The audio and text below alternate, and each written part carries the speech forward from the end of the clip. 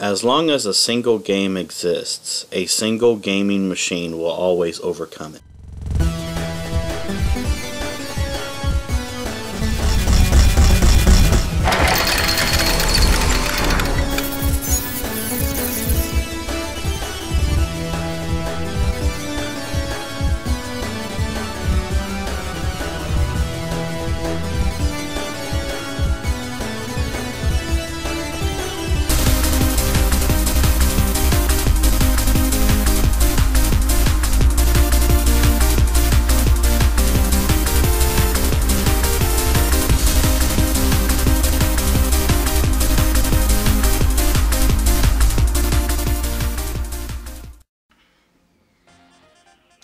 The subject of Mega Man.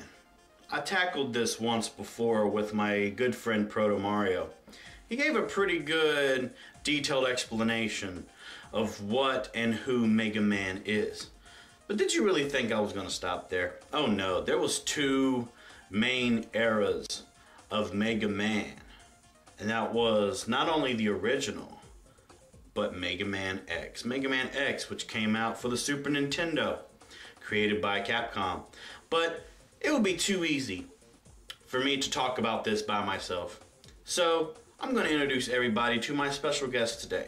This special guest is an independent gamer, one of the best independent gamers I've ever seen, and he is a very, very close friend of mine. So everybody sit back and open up your minds, and let's get ready to listen to the almighty BinkDeadPool as he today talks to you about Mega Man X. Hello internets, I'm BinkDeadPool, and thank you Onyx for inviting me to your show. Let's warp into this beautiful piece of art, shall we? Mega Man, or Rockman as he's known in Japan, was created by Capcom in 1987 and was released on the Nintendo Entertainment System. Popularity of the Blue Bomber spawned a plethora of sequels on various gaming platforms. The first 6 of the series were released on the NES, with Mega Man 7 and the Mega Man X series being released on the Super Nintendo Entertainment System. 8 was released on PlayStation 1 for some reason. Mega Man 9 and 10 unfortunately didn't get physical releases, but were instead released on downloadable services such as PlayStation Network, WiiWare, and Xbox Live Arcade.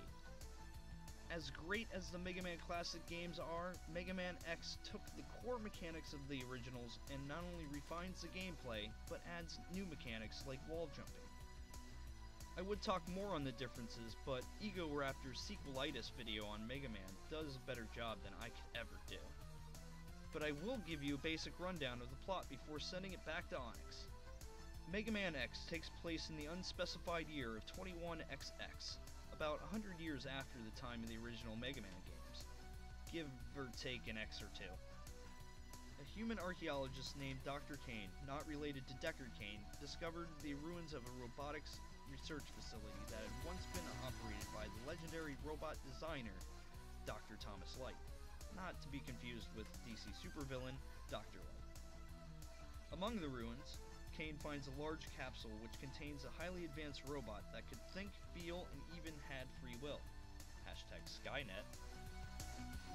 Unlike Skynet, though, Dr. Light wanted to instill within his creation an understanding of the more controversial aspects of human mortality, being a good-natured person, and pretty much being a cool and chill dude. The robot, not related to the Terminators, was buried while running a 100-year diagnostic program to ensure that he would become the fighting robot we all know and love, X. Which isn't as ominous as it sounds. Or is it? Also, Kane, who not only was an archaeologist but rivals Indiana Jones by also being a robotic engineer, studies X and decides to attempt to duplicate him. For reasons. Within a few months, Kane completes his first replicated android, or Reploid. A robot with the ability to think, learn, feel, and grow like a human. Because that's never backfired before. Within the year, the design is standardized and Reploids are mass-produced. However, the Reploids aren't installed with the same diagnostic program as X had been. And, like a human, some engaged in criminal activities. the Maverick Hunters were established as sort of a police force to capture and disable any Reploids that posed a threat to humans. Originally led by the Reploid called Sigma, who was thought to be immune to the unknown defect, free will, that caused Reploids to become Mavericks. Under Sigma's leadership, the Maverick Hunters were very successful, until Sigma ultimately becomes a Maverick himself along the vast majority of other hunters. He then seizes control of an island and calls his followers to begin a massive extinction effort against humanity. Magneto style. Hashtag told you so. Now it's up to the fighting robot Mega Man X, guilt-ridden at having helped design such a dangerous race. Joining the fight with X is the last remaining Maverick Hunter, Zero, aka the badass mother who everybody wants to be. Together they will stop Sigma at any cost. With the exposition out of the way, let's swing it back to Onyx, no relation to the Pokemon, so he can do what a gaming machine does best, and play some Mega Man X. Onyx, use Encore! Thank you so much, BinkDeadPool, for explaining to everybody at home the significance that is Mega Man X. So, everybody, if you're still sitting down right now, let's go ahead and dive right on into Mega Man X. Now, first things first, this is the introductory stage. Basically, this is kind of your way of getting the feel of the controls of Mega Man X. A couple things that you need to understand is Mega Man X is separated into stages where the player must run from start to finish in a linear type manner. At the end of each level, a boss always will await Mega Man. After beating the first stage, the player will have the option of selecting other stages, each of them with different layouts and enemies, of course. And, of course, as a boss, you get to fight a Maverick at the end. Now, these stages can be beaten in any order, and down the road in this video, I will give the order that is actually recommended. But, after beating the boss at each of these actual stages, X will always gain a new weapon, which was very similar to the whole thing with the original Mega Man series. He can also get upgrades, heart tanks, or even sub-tanks in these stages. Once all of the bosses are beaten in their stages, though, the player will move on to the final part of the game, which is Sigma's Fortress. Sigma's Fortress contains 4 stages, each with a boss at the end. The final stage of Sigma's Fortress always contains the true boss, and when beaten, you will end up winning the game. So, basically, yeah, that's in a nutshell what Mega Man X is. Now, I'm not going to be showing the whole introductory stage because I want to make sure that there is, you know, no spoilers for this introductory stage, but I will show you how to beat the robot masters that are in this game. So, but I will not be showing the Sigma Fortress, though. I do not want to spoil the whole game, but I will give a specific way that you can actually beat the, you know, main robot masters, or Mavericks as you call them in this game. So, yeah.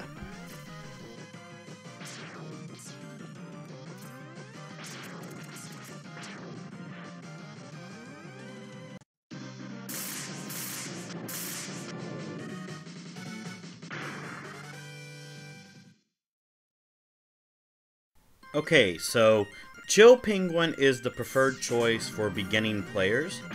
He is the stage boss with the easiest difficulty to defeat. Using a simple attack pattern you can easily memorize and react to with a little effort on your end. His stage is, well, located in the South Pole, which is a very interesting location. He once watched over an abandoned missile base to keep it safe from intruders, but Kemp commandeered it in the Maverick Rebellion. That's just one of the most interesting stories that I've ever learned about a Mega Man game. Well, anyways, his area contains many Arctic-themed enemies, and a suit of what's called ride armor you can jack for your own benefit. Aside from a few slippery patches of ice and floor gaps and the more rundown areas of the base, there's not much danger to behold here, per se, but this stage is also ideal to tackle first because it is the only one that houses an armor upgrade capsule right out in the open, because usually you have to always look for, you know, the upgrade capsules in all your other stages. But since the upgrade is a freebie, you can obtain it without having to go on a manhunt. And it will aid you much greatly throughout the later stages, of course. Now, some of the enemies, I will say, are just some of the most interesting enemies I've ever ran into in a Mega Man game. Like, the first enemy you'll face off against is literally a rabbit. Sadly, this level is a little soft on you, but don't worry, you'll still probably take a beating somewhere in the stage if this is like your first time playing it.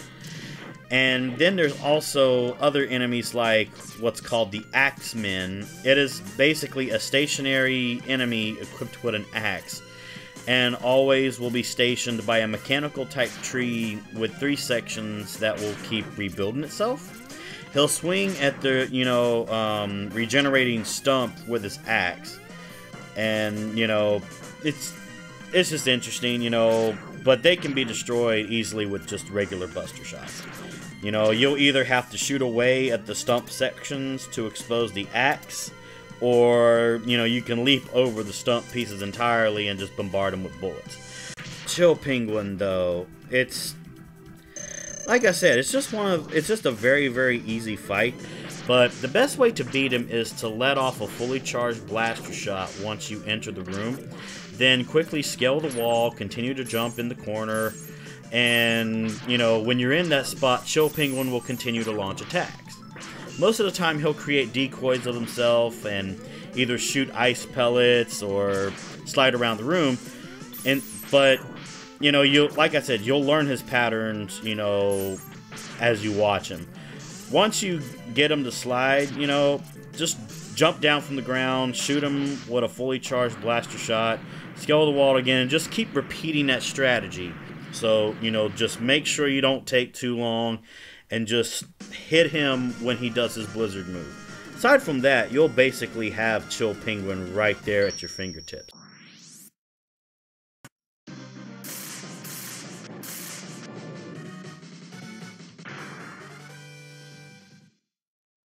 Now, Storm Eagle is probably the easiest boss in the game aside from Chill Penguin, since most of his attacks are actually just attempts to push you off the edge of the map. He'll either flap his wings to push you off, or fire a tornado projectile that does literally the same thing. His 2 damaging attacks are dropping eggs that split into several birds and dive bombing you. If he takes to the skies, that means he's about to dive bomb you. Simply dash in one direction until you see him coming. Then you could either A, keep moving in the same direction, or B, switch directions, or C, just jump. Alternatively, you can use this time to blast at him as well if he dive bombs you. Dash in the opposite direction though. Turn to fire, then just get out of the way if you need to. But you must be very quick to do this without taking a hit. Now, after dive bombing, Storm Eagle will hover down from the top of the screen and attempt to throw eggs at you. Now, if you have the Chameleon Sting before you do this battle, you can just use the Chameleon Sting on him, but I usually like to use the Mega Buster Shot on him and just hit him while he's up there. If you hit him right when he starts to hover, he'll end up ignoring this attack phase and either return to dive bombing you or land an attempt to blow you away. The best time to hit him with the Mega Buster though is when he's just on the ground. Don't even bother powering up your shot, since, you know, you'll be able to hit him so many times with regular ones, unless you're me though. However, the Chameleon Sting, if you have that before your fight with Storm Eagle, Chameleon Sting is always the way to go in the fight. You can hit him while he's hovering above you. If you do this, just make sure that you have the opportunity. Don't waste your Chameleon Stings in this fight.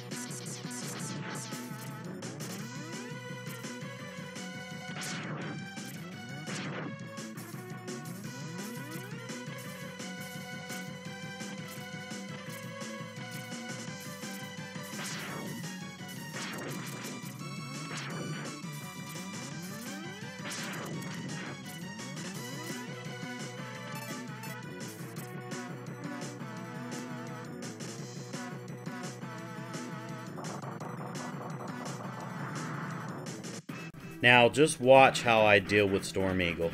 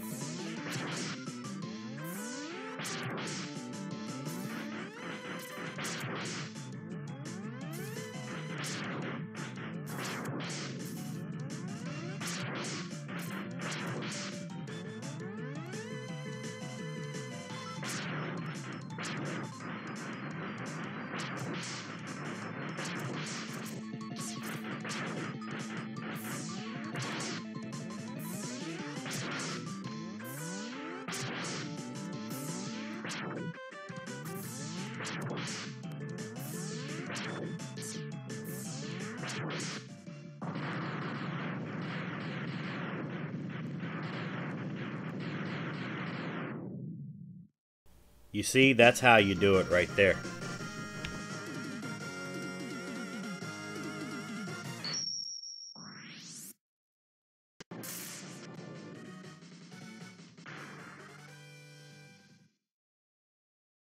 Now, then there's Flame Mammoth.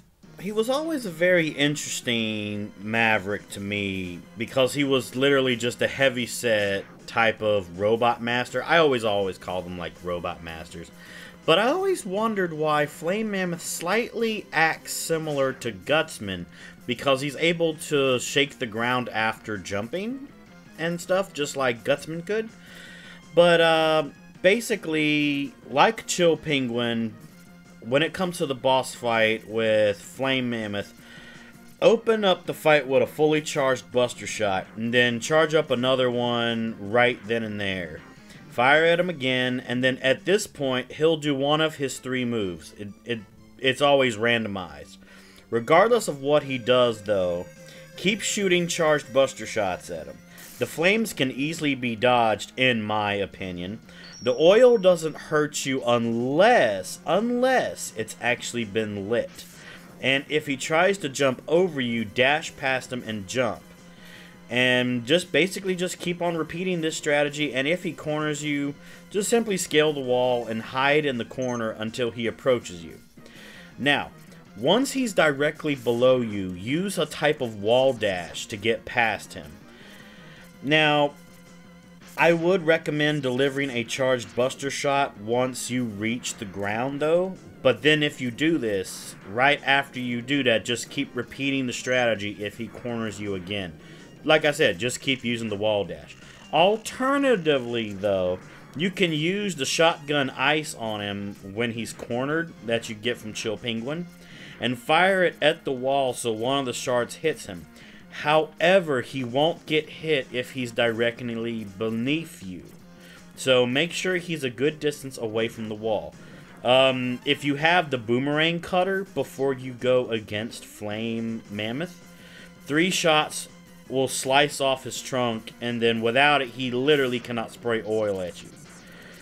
But just to keep people, you know, fully knowledgeable in this fight, Storm Eagle's weapon is Flame Mammoth's weakness. So if you're following, you know, the way that I'm doing this right now on Onyx The Gaming Machine, just use Storm Eagle's weapon on him, and you honestly should just be right as rain.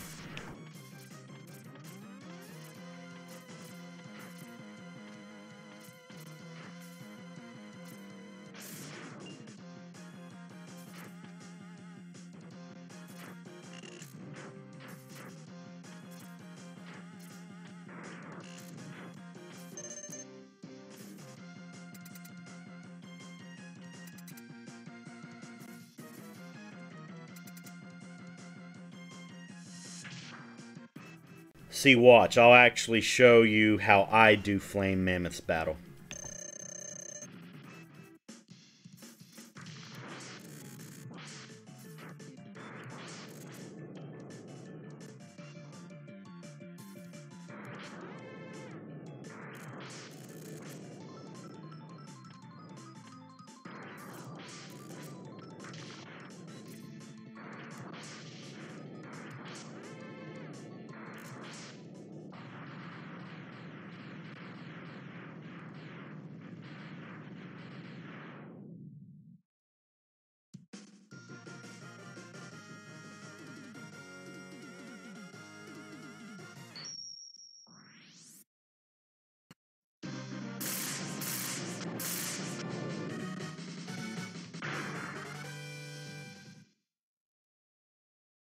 It makes me laugh when I even bring up Spark Mandrill.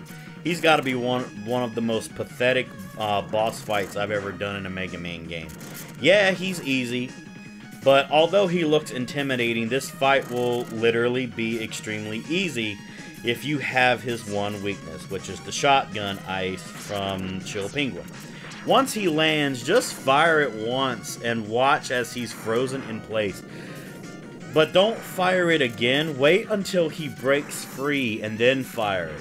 He has two basic attacks. Two electric sparks that travel around the room, which of course I would recommend jumping over them.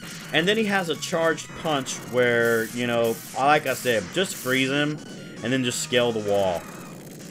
He'll occasionally climb on the ceiling, but you can just keep firing the shotgun ice at the wall and have it ricochet, hitting him and freezing him in place yet again.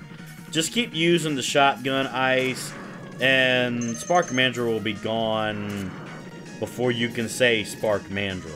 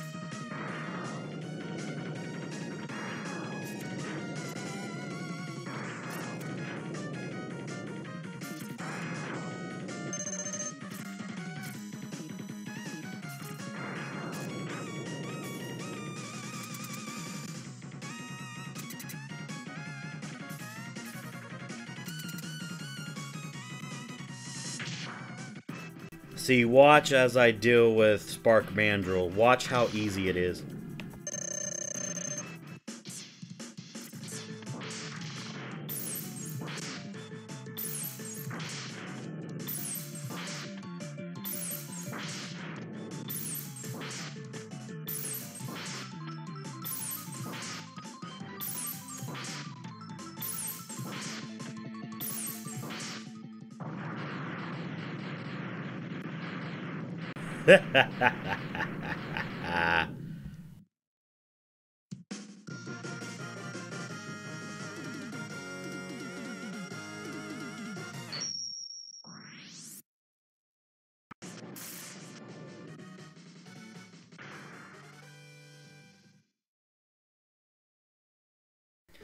Ah, yes, the Armored Armadillo. This guy should honestly not be much of a issue if you have his weakness, which is the electric spark that you get from Mandrill.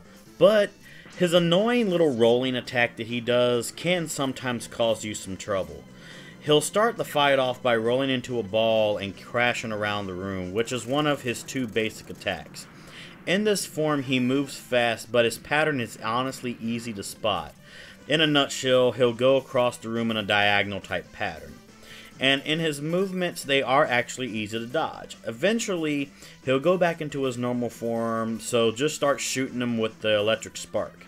And watch as his armor just disappears. Now, he is very vulnerable, and he'll resort to shooting some plasma bolts from his cannon. Simply scale one of the walls and hide in the corner until he's done, in which he'll go into his ball form and attempt to crash into you. When he's heading towards you, just drop down and stay there. Like, literally, just stay there and dash out of the way when it's actually necessary.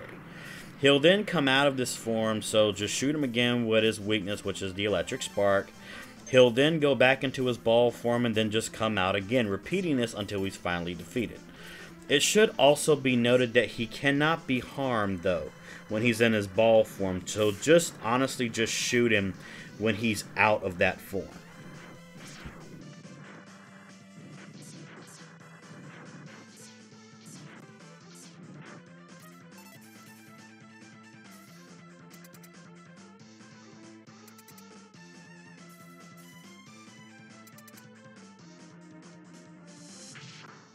Just watch.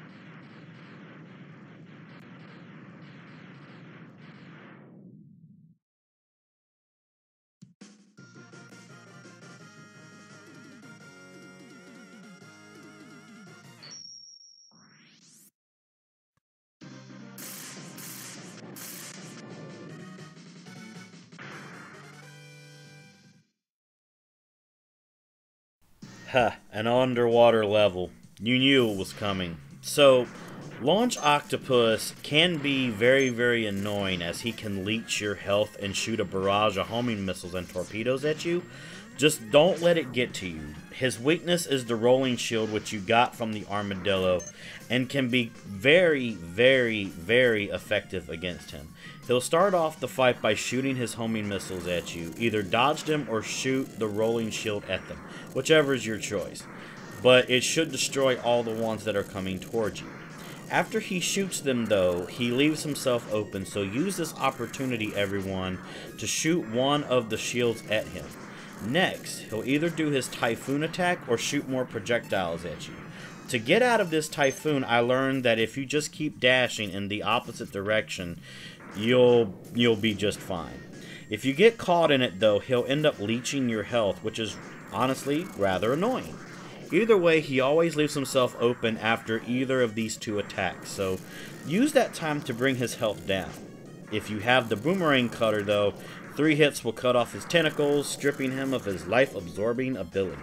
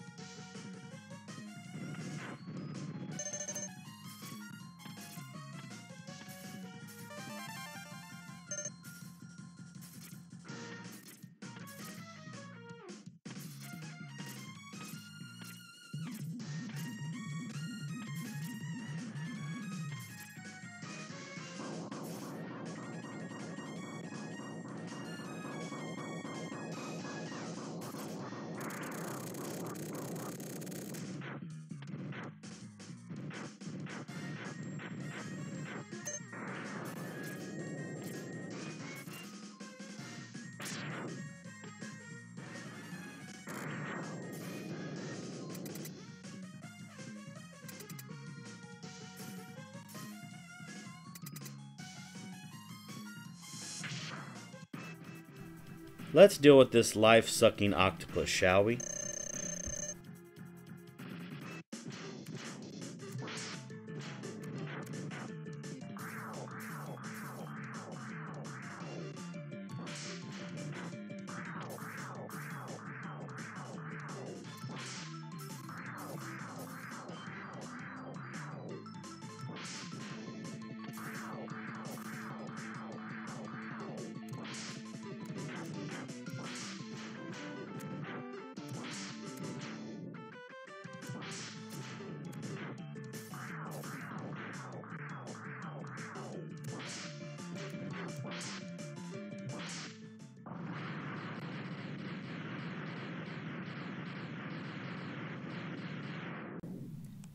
See, if I can do it, you can do it.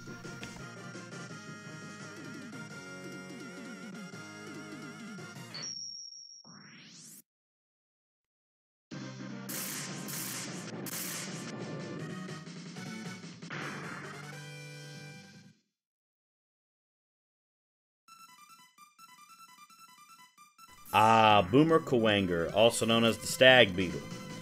Here's the thing about Boomer Kallangur, is if you use the homing torpedo on him, he can be easy, like putting a hot knife through butter. He only has two basic moves though. He'll either throw his boomerang at you, which travels in a circle, or he'll literally become invisible and spawn at random locations, which will be near you. He'll also move very quickly by gliding across the ground. However, the only thing you have to do is to scale one of the walls, hide in the corner, and shoot a dang torpedo at him, literally. The missile will find Boomer no matter what happens, so just keep firing it while you're hiding in the corner. If he comes too close to you though, however, simply wall dash and do the same thing on the opposite wall. Repeat this strategy and he will be dealt with faster than you can say Stag Beetle.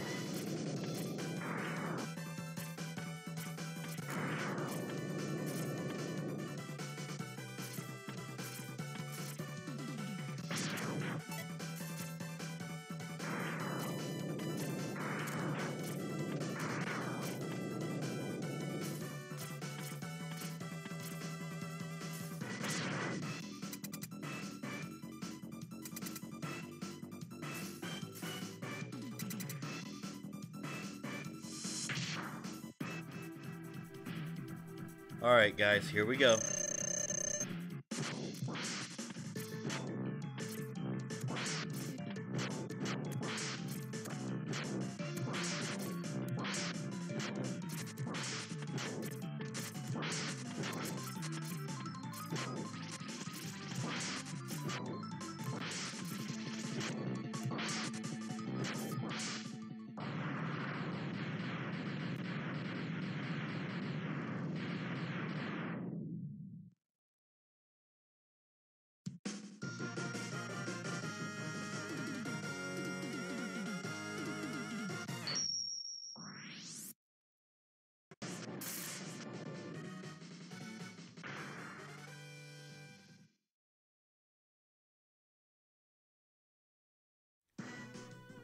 Now, first things first, I'm not going to be showing anything after Sting Chameleon because I want to give surprises to everyone in case they want to do their own gameplays of Mega Man X. There may be some bonus content at the end of this episode though. But anyways, Sting Chameleon can be a very challenging and unpredictable opponent, but his weakness is the boomerang cutter. He'll most likely start the fight by hanging from the ceiling with his tongue. When he hangs from the ceiling though, several spikes will fall down, so try to dodge them, okay? If he does this though, just shoot the boomerang cutter at him, but remember to stand still so it goes upwards though, which will cause him to jump down and hang from the ceiling yet again. Shoot it again and he'll do the same thing over and over until he's finally dead. Trust me, I've done this so many times that I've actually been able to watch the pattern that he does. Occasionally, he may crawl along the walls and shoot tail spikes at you, or he may try to hit you with his tongue. Both attacks are easy though to dodge, and he can be shot with his weakness very easily when he's in those positions. So just remember that whenever you go against the Sting Chameleon.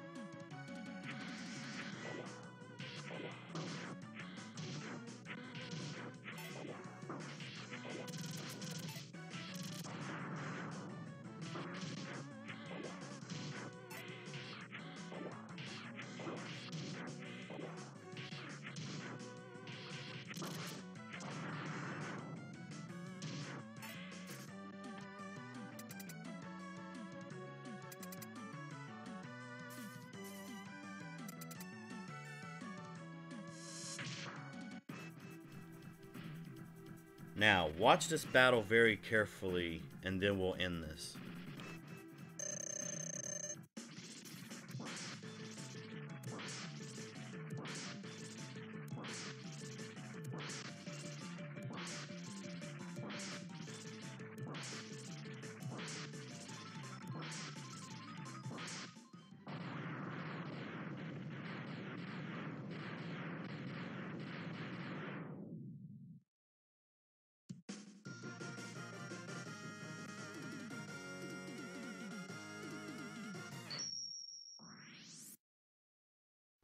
Well, everyone, thank you so much for watching this episode of Onyx The Gaming Machine. If you enjoyed yourself and you learned something today, click that like button and leave a comment below.